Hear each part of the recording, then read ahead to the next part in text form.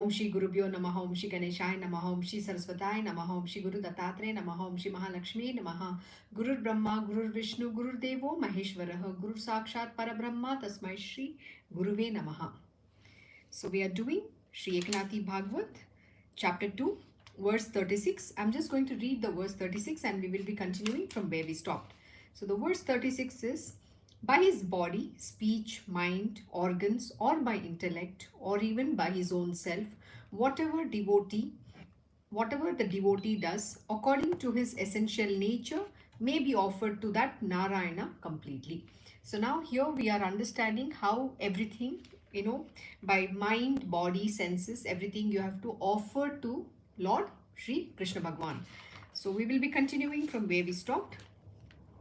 So here, similarly, the devotee of God becomes complete in himself, and with the pride of his completeness starts his devotion. Please listen to the sign of that devotion.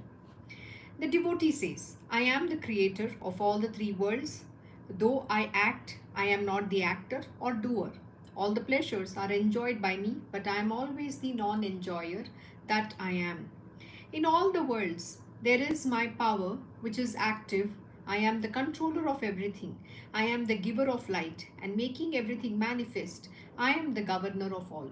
So what is he saying here? The devotee is saying that though he is the creator of all the three worlds, though he is the one who's though I act means he's performing an action, yet he is the non-doer. He is not doing any action at all. All the pleasures are enjoyed by me, but I am always the non-enjoyer that I am. Means what? See, we understood how one should look at every aspect of our existence. When we see what happens, when we hear, when we speak, all these things we have been learning.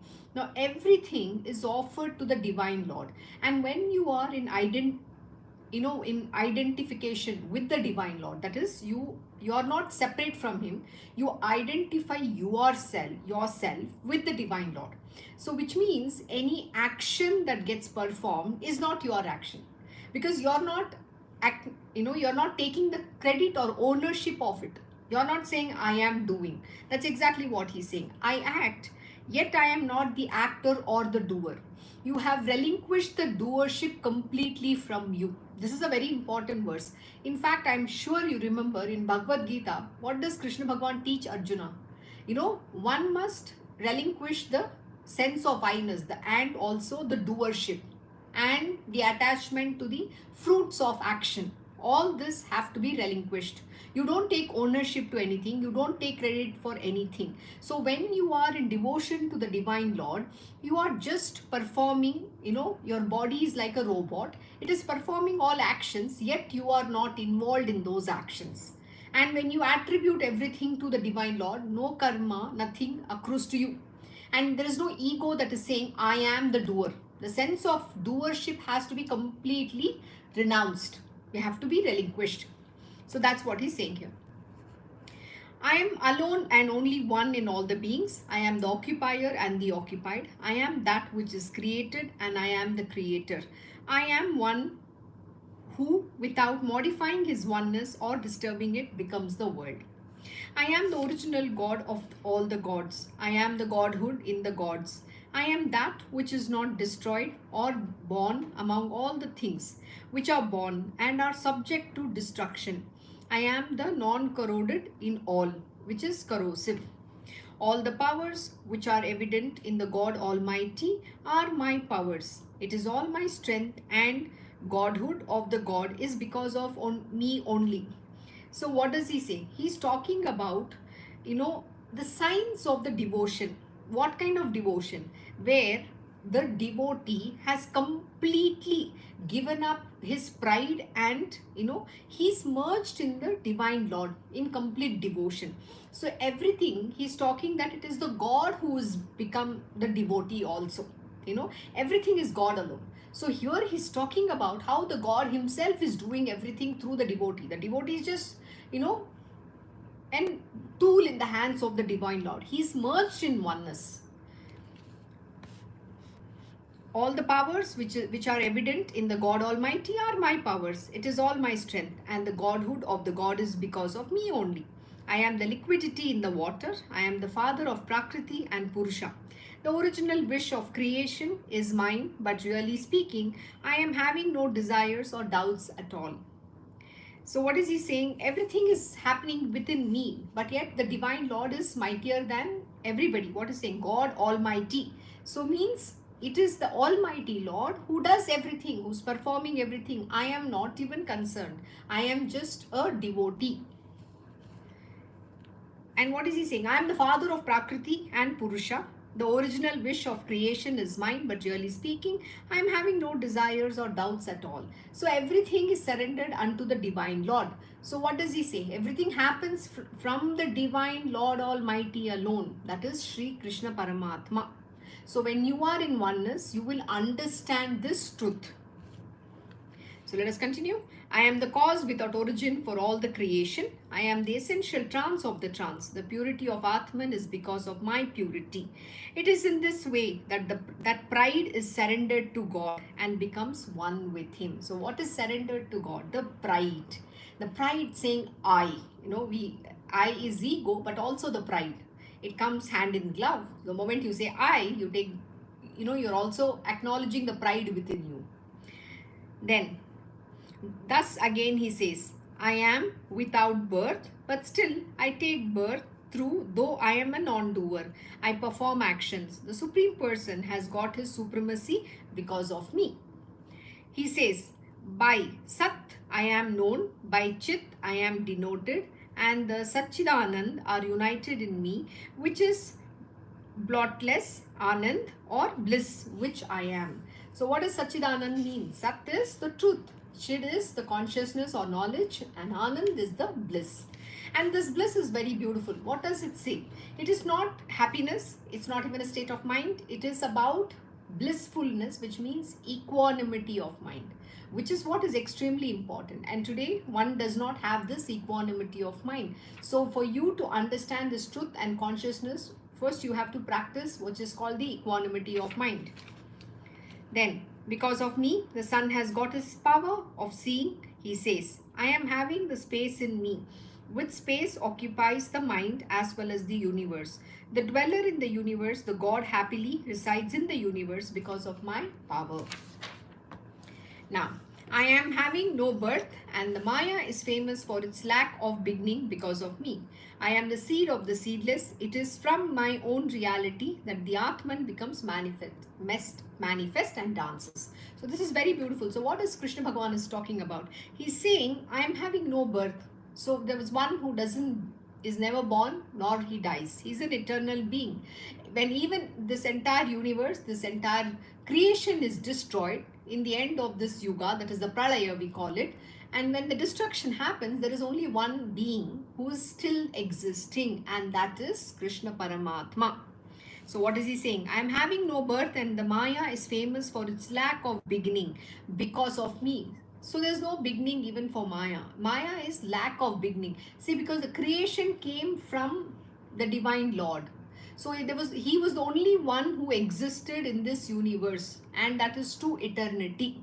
There is no birth or death for him. You cannot destroy him, nor can you, comprehend him, nor can you, try to explain who he is, try to even know him. You can't understand without his grace. And if he doesn't want to give you that understanding, you can't even define him. That is why we always say Vedas also could not define him.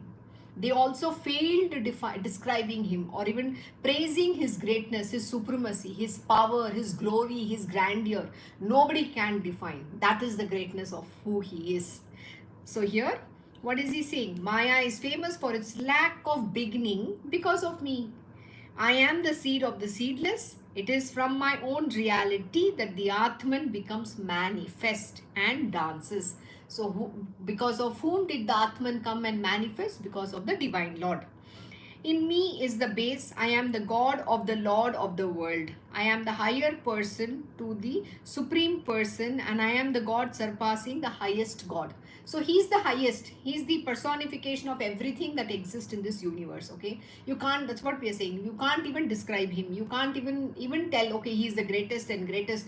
Even if you try to say, what is he saying? Supreme Person, and I am the God surpassing the highest God also. He's beyond. but even yet you still can't describe him. That is why we say only Krishna Bhagwan can, teach Bhagavad Gita or any of the scriptures, and most important, only he can teach who God is, not anybody else. That is why he manifests. And how does he manifest? He's given that, it is from my own reality that the Atman becomes manifest. It is the will of the divine Lord. It is him who makes that Atman manifest. Then, I am the original. Okay, false things become real by my power. The inner things get life because of me. So what is he saying? This is very important. False things become real by my power. And what is this power? The elusive power of the Lord, which is the Maya. The Maya. The Yoga Maya. The inner things get life because of me. The self-joy gets his joy because of me. I am the original Siddhi of all the Siddhis. I am the beautiful intellect of the intellect. The term liberation becomes a redundant assertion, accretion on consciousness by my vision only.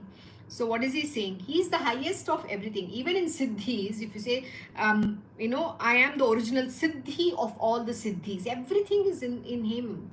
He is the only reality that exists in this entire universe. So anything that you see which is created, which is manifested, or even, when we talk about Brahma, Vishnu, Mahesh, he's also going to say that they are also subject to birth and death. There is only one, abode which is going to be, existing to eternity, and that is called Golok Vrindavan, which is the abode of Lord Shri Krishna Bhagwan, and only he exists over there to eternity. There is no death, there is no rebirth. It is only existing to eternity from the beginning of the time. I mean, we don't even know the time, and because it is Lord Shri Krishna Bhagwan who is the very essence of time as well. And his timing is very different from the way how you and I can understand time in the material world. And all this is subject to, coming to an end. Whatever has been created is also going to end someday. That's what he's talking about, right? In the Pralaya. When the Pralaya comes, everything is going to dissolve into the Brahman. Then, Brahma, Vishnu and Mahesh. I am the true religion. In me, the Brahman forgets its karma. I am the extreme state of Samadhi, which is the finality of Brahman. That's exactly what he is. So what is he saying? Even the state, if you want to attain the Brahman or Samadhi, why do people get into Samadhi? Because you want to realize. So it's an unmanifest state. Even that is him only. So anything which is, the divine Lord, it is all Krishna Bhagwan, Krishna Paramatma. Brahma, Vishnu, Mahesh are really the smaller parts of me, embodied as such, and I am the origin of the 10 incarnation. I myself also cannot measure my greatness. Oh my God, this is so beautiful. What is he saying? He himself doesn't know his greatness. You can't even know him. This is something beautifully explained by Krishna Bhagwan in the Bhagavad Gita. When Krishna Bhagwan reveals his Virat Swaroop, what does he say? I myself, when Arjuna looks at this Virat Swaroop and he gets agitated, he's afraid of the Lord's Virat Swaroop. And at that time, Krishna Bhagwan is telling to Arjuna, I myself don't know how many forms I have, who I am, my greatness. I can't even know. There are so many. It's n number. I can't even know my own greatness. That's exactly what is he saying. What is he saying here?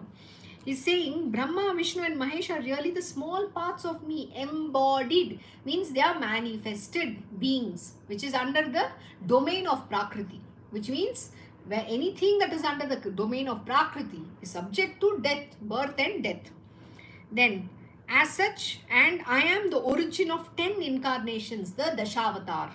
He has the 10 incarnations that he comes about, and in which one of the avatar is as Krishna avatar, as in Krishna incarnation, he takes a Purna avatar, the complete form of Sri Krishna Bhagwan, and he manifests. So in the 10 incarnation, one incarnation is his complete manifestation. I myself also cannot measure my greatness. The Lord himself doesn't know what his greatness is. He can't measure. So it's immeasurable. That's why we say the divine Lord, you can't comprehend. He's incomprehensible, indestructible, and he's inscrutable. You can't even know him. That's what he is.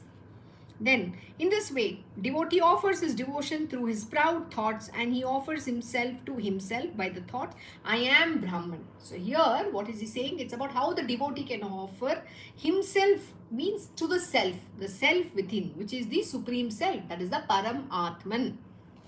He drowns his jiva in the absolute totality, and he himself becomes those things which he thinks about, and he merges that fullness in his own fullness. The statement, I am Brahman, is the total surrendering of limited consciousness into God, and that itself is a pure devotion. But he first becomes one with Brahman, surrenders his self, that is the lower self, to Brahman, and then starts devotion. So what you have to do, it's also, again, we've learned this in Bhagavad Gita, you have to surrender your lower self to the higher self, and then only start becoming a devotee, because you have to establish yourself in oneness with the Divine Lord and not have your separate identity, that I am this body, I have a name, I have a family, I live somewhere, all those things, that lower nature which comprises of your ego, mind, ahamkara, everything, whatever that is, and it is completely in identification of who you are with everything associated in the material domain. So that entire identity has to be surrendered to the Divine Lord. That's the higher self, the self within yourself. That's what he says.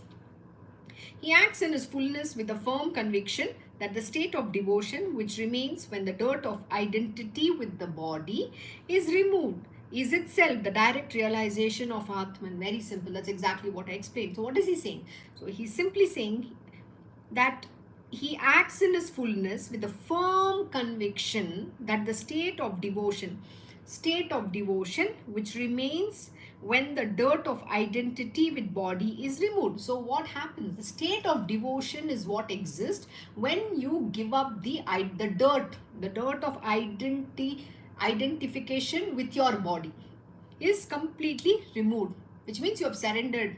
That entire lower self, that's a lower nature, has completely surrendered to the higher self. And the direct realization is itself the direct realization of Atman. It's only when you do this, then you have the direct realization of Atman. I am the meditation of the meditation. I am the constant memory of my memory. I am the meditation in the consciousness which happens without volition.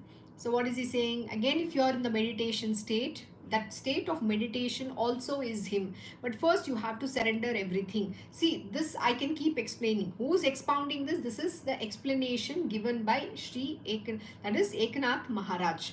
And he's giving his own explanation. He's breaking it down, But I'm not saying you have to really understand this, because it's a knowledge, but you don't have to try to comprehend. All he's saying is that to have this devotion, first you have to believe everything is the Divine Lord himself working through you. But when you take ownership, like when you say, I am meditating, what I have done, you have already given the identification with the body. So what does Eknath Maharaj tell you? That the dirt of identification with the body has to be completely removed. It is only when you do that you have a direct realization with the Atman. That itself is a self-realization. And then what happens? Then you go in the devotion. Then you attain the Brahman, the state of Brahman. And then in the meditation state also, when you say I am meditating, means you're conscious of that you are meditating. What has my Guruji explained? My Guruji will say that, one should not even know that they are in the state of meditation. And that's what he means here. I am the meditation in the consciousness, which happens without volition. Means you're not putting any effort, I have to sit and meditate. Means your mind is active. So the question of you meditating doesn't exist at all. That is what he's saying here. Then one should think of that thing which is beyond the reach of mind, which is unreachable. When the mind through self-experience goes on with the devotion, then that which is not attainable is attained. So what is eliminated here? The mind. That's what I was saying. So the moment you have the mind saying I am meditating, then finish. You are not going anywhere at all. So you have to go beyond the mind, which is unreachable by the mind.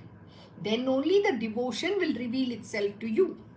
Then whatever the mind thinks about, it itself becomes that thing. And when this thing happens, actually there arises the devotion of self-understanding. The devotion of self-understanding. This is very important. So what is he saying? First is, you have to transcend you have to overcome your mind, body, senses, the three gunas. You have to transcend the three gunas. You have to go beyond the mind. You have to go beyond the Maya. And only then can you reach that state. But for which first you have to surrender all this identification unto the lotus feet of the Divine Lord. Surrender your lower self to the higher self. That is what he's saying. And then only the devotion reveals itself. That's very beautiful. Then he's saying, right, then whatever the mind thinks about, it itself becomes that thing. And when this happens, actually there arises the devotion of self-understanding. To think about what is not existing is worry, while to think about what is real and existing is certainty. But when thinking about what is and what is not is left totally, then there is devotion without doing anything for it. This is very beautifully explained. What is Eknath Maharaj saying here? He's saying to think about what is not existing is to worry. This is very interesting thing. One must understand. Worrying is not going to get you anything at all. See, as a human being, we always worry constantly about everything in life. Even in the spiritual world, what we'll say, oh God, I am nowhere. I'm not even able to understand. This knowledge I'm not able to decipher. Oh, look, everybody else is, devoted. I am not. So that is also kind of a worry. Your mind is working. The moment, what is he saying? You think about what is not existing is also worry. While to think about what is real and existing is certainty. Means what? So you are certain about what is real and what is existing. And this truth, when you understand, that is called the certainty. You're certain about the reality of, the truth or the reality. Then, but when thinking about what is and what is not, is left totally. So what is he saying? You should leave both. Don't even think what is and what is not. When you leave this both aspect totally, then there is devotion without doing anything for it. How beautiful. How effortlessly he's saying you can achieve this. But it feels so complex, right? What is he saying? When thinking about what is and what is not is left totally. So don't even think, no, what is and what is not. Both give up. So don't think at all. That is what he's saying. When you give up this thinking completely, then there is devotion without doing anything for it. The devotion automatically sprouts within us. And you don't even have to do anything. So my Guruji simply says the one thing, see, Krishna Bhagwan always tells, you don't have to know all of this. Don't do any gymnastics. Just be lost in love and devotion to me. That is all is required. But the problem with individuals is they are constantly wanting a proof. You don't need proof. See, the devotion grows when you give up your mind. The devotion reveals itself. The devotion comes about. But first, what is important? Purity of your heart and purity of your mind, which means you have completely decimated your mind. Until you don't have that absolute conviction. Yes, my Krishna Bhagwan is teaching me. I just have to be lost in devotion to him. That is all is required. So the devotion grows deeper. See how beautifully he says, then there is devotion without doing anything for it. You don't even have to do anything for it. That's devotion. When all the three objects, namely the thinking, the object of thinking, and chitta, the thinker, are united and in equilibrium, that state of satisfaction also becomes an offering to Lord Shri Krishna. How beautiful. What is he saying here? When all the three objects, that is, namely the thinking. Who's thinking? See, the moment the word thinking comes, understand your mind is active. Next, the object of thinking. So you are not just thinking, right? Object can be people, places, and things. Everything fits into only these three aspects. So the object of thinking and chitta, that is, chitta means consciousness, in consciousness, the thinker are united. All these things there are united and in equilibrium. So what does equilibrium mean? So you are not swaying between, what did he say? What is not and what is, right? What is and what is not. You're not swaying between both. So you are in the state of equilibrium, means you're just in that centeredness. That is called the state of equilibrium, in equilibrium, that state of satisfaction. This is very beautiful. It is very important for you to understand. See, in equilibrium means what? You're not upset about what is happening, what is not happening. Both, right? These are pairs of opposites. And then you're not, neither you're upset, you're angry, you're happy, you're sad, you're, pain and pleasure. None of these two things bother you. But what does it happen? In that state of, it is called satisfaction. Means what? Another word for it is contentment. The moment you're satisfied, the moment you're contented, then what happens? That state of satisfaction also becomes an offering to Lord Sri Krishna. That's what happens. So that's that state, we call it truth. The Sanskrit word is truth, feeling just contented. You're not wanting more, you're not wanting less. Even if it is there or not there, it doesn't make a difference to you. You're just satisfied with everything the way it is. You're living in this state, in the present moment, in a blissful state, which means you just have complete equilibrium or the state of equanimity of mind. Then, when in this process of devotion, the intellect becomes naturally devotional. Now, what has to become naturally devotional? Even the intellect. Then, in every action, the devotee is always in undisturbed samadhi. Now, samadhi doesn't mean you sit in a state and you are in some meditative or contemplative state.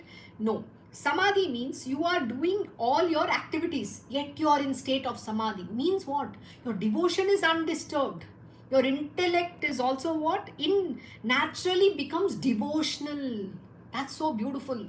It's not just your mind. Your mind is one. When in this process of devotion, the intellect becomes naturally devotional. So everything that intellect is going to talk,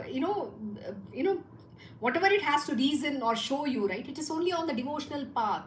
So that also naturally becomes devotional. That is the most important thing. Then in every action, the devotee is always in undisturbed samadhi. So the intellect is always not going to reason out with you the right, wrong, good, bad, all that. So you are in that undisturbed state of samadhi. See, you might be performing a task, but you're lost in yourself, in devotion.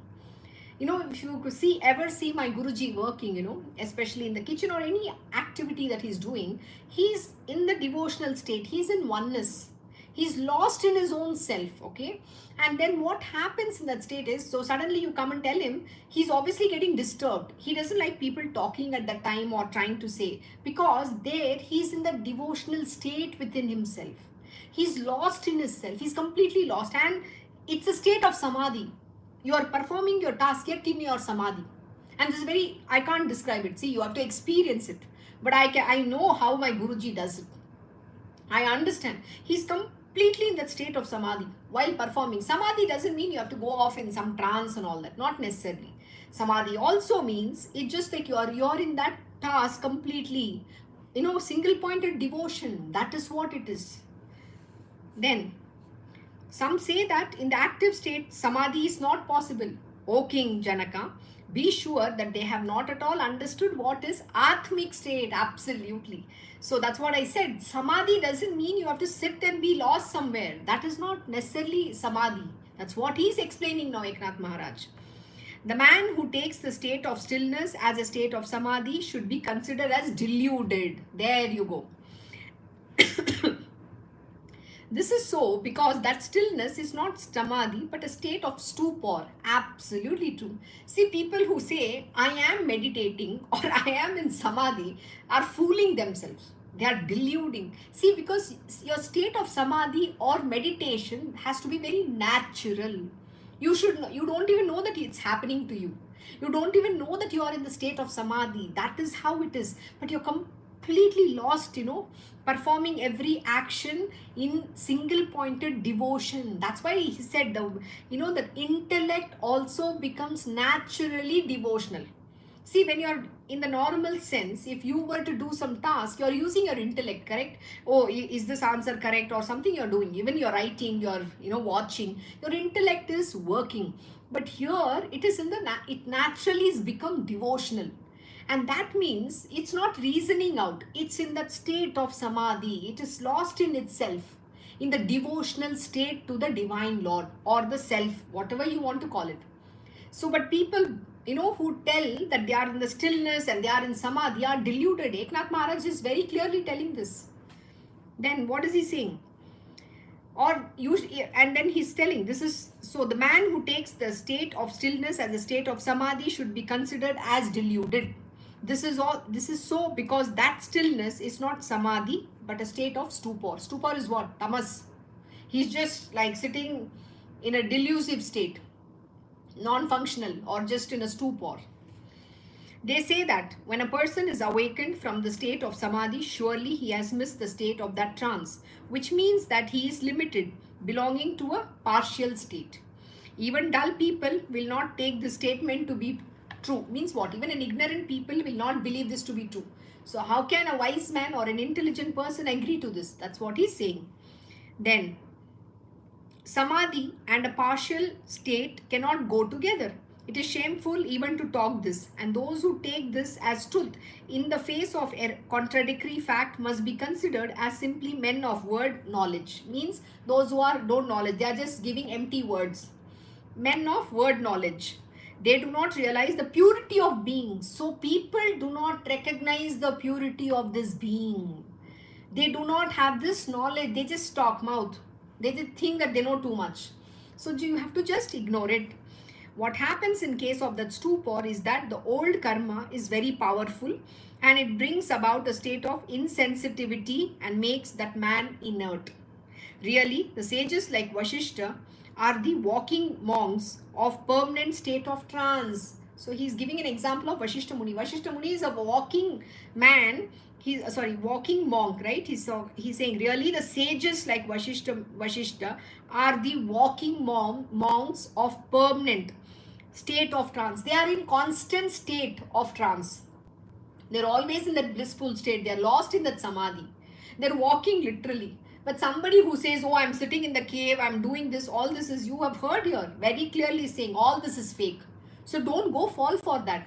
Because the problem with human beings is they get carried away by all these, gimmicks. It's like a magician performing some magic and the children get awed. Oh my God. So you also get carried away with all these Babajis and everybody in the world fooling around. Nothing like this exists. And what is he saying? Something very important words. He's saying when somebody is in, what happens in case of that stupor, he used a word that people are in the state of stupor. Means what? Is that the old karma is very powerful, which means they have so much karma. Imagine all these people sitting in the state of stupor. Why are they like that? Because of their old karma. And it brings about a state of insensitivity and makes the man inert. So you can imagine how much of karma they are. And you see all these Babaji who are faking it in life because of their karma, very clear, which is making them insensitivity and inert. Really, the sages like Vashishta are the walking monks of permanent state of trance. So please, now you understood this, and next time don't believe and fall for such fake things. Look at Narada. Even though he plays pranks and cuts jokes, his samadhi is not broken. They are in the constant samadhi, 24/7. Actually, my Guruji has given this explanation very beautifully. He says we are all in the meditative, that state of samadhi, but just that we don't understand. Everybody is in that samadhi, but you don't recognize it. Why? Because you don't have the knowledge. And here, when your intellect also becomes devotional naturally, then that reasoning, your mind is not active. Everything that you're doing is being in that single pointed devotion of whatever the task might be, whatever that activity you're performing. You will be walking, you will be sitting, you will be standing, you will be eating, but you're always in that state of trance. That is what it is. Then look at Narada. Even though he plays pranks and cuts jokes, his samadhi is not broken. While he is walking, speaking, wandering and doing all sorts of activities, he is always in the state of devotional trance. What is it called? It's called the devotional trance. In the case of samadhi of Yajnavalkya, it is examined and tested by very famous sages. So here, this is tested and they understand the truth. Then, the man who goes into a trance of insensitivity as he realizes himself may at the most liberate himself, but by liberating oneself and furthermore giving knowledge to others, which will liberate them, is more important. And only such great sages like Shuka and Vamadeva have given expression to such knowledge. So he says, yeah, they will be able to attain a little bit, very little, but that doesn't mean a thing. Now he gave the example of Narad Muni. So that is the example you got to take. But in the next case of people who might be in a state of inert, but what is he saying? May at the most liberate himself, but by liberating oneself and furthermore. Means what? Liberating oneself and furthermore by what? Giving knowledge to others. And this knowledge is not of the supreme knowledge, this is of a lower level. Which will liberate them is more important. And only such great sages like Shuka and Vamadev have given expression to such knowledge. Only these two sages have been given expression to such knowledge, not everybody else. He's giving an example of Shuka and Vamadeva, not some other ordinary being. We are not talking about the normal sadhus and all these people in the world, not at all. So kindly don't fall prey to all these things in the world. It should therefore be noted that going into trance and coming out of trance are considered together by the intellect, but while it is surrendered to Brahman, it is the unbroken complete samadhi. So what is the most important thing? It's all about surrendering. And what you have to surrender? Everything. And even that state also you have to surrender it into the Divine Lord. The Lord Sri Krishna blessed Arjuna with the state of trance, but that ocean of compassion, the Lord did not allow him to go into the state of stupor, but made him fight with full strength. So this is very, very powerful and interesting. So what is he saying? Lord Sri Krishna blessed Arjuna with the state of trance, okay? But that ocean of compassion, the Lord did not allow him to go into the state of stupor, but made him fight with full strength. Now do you understand what is Guruji teaching? See, Krishna Bhagavan's way is not that you have to give up the actions that which you have to perform. He never will tell you that you have to sit in one place and go into the cave and do something like this. Not at all. The Divine Lord, Krishna Bhagavan's way of life is what? You have to do your Swadharma.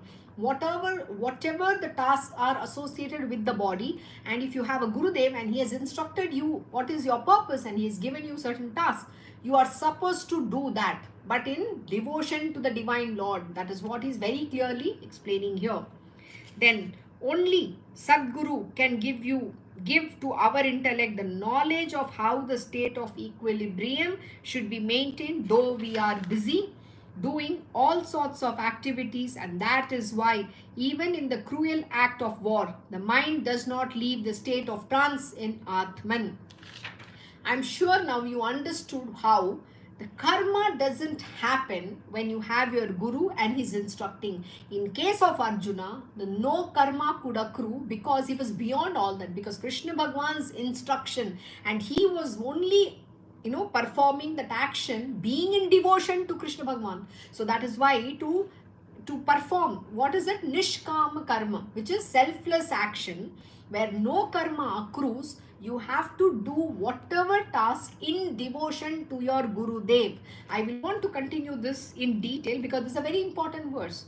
So I will stop till verse, that is chapter 2, verse 2, and subverse is 432. We will stop here, but I will continue this tomorrow because this is a very important lesson we need to understand.